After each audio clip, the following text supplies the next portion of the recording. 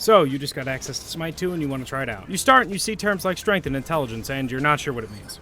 Let me help you with that. This video will hopefully put it in a format that will allow you to easily understand it. First, we'll talk about physical and magical damage, then strength, intelligence, and the scaling of both and how that mixes in. Physical and magical damage are the two main types of damage in Smite 2. How do you determine what damage type your god or goddess does? If you played Smite 1, you'd probably be able to remember what damage type they do from that game. However, it is visible in their ability descriptions. For example, Neith does physical damage on all her abilities, while Bacchus does magical on all of his. Despite Bacchus' second ability scaling mostly with strength, he does only magical damage. On the same note, Neith has good intelligence scaling, but she only does physical damage. If you come from another MOBA, think of physical damage as AD, and magical as AP. For gods with abilities that scale with both types, such as Bacchus and Neith, there are items that give both stats. At the time of recording, however, there are not too many of those, but I'm sure more will be added with time. So where do strength and intelligence come in? For Smite 1 players, think of it as physical or magical power, but now it's just power. Basic attacks now scale 100% with strength and 20% off of intelligence. Except him.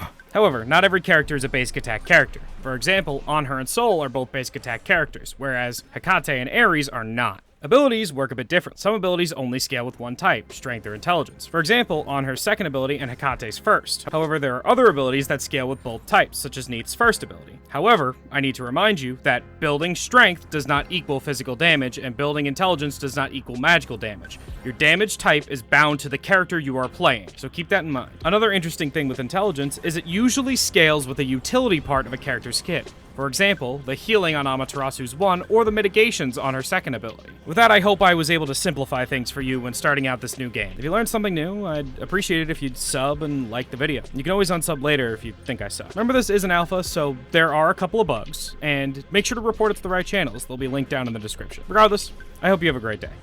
Peace.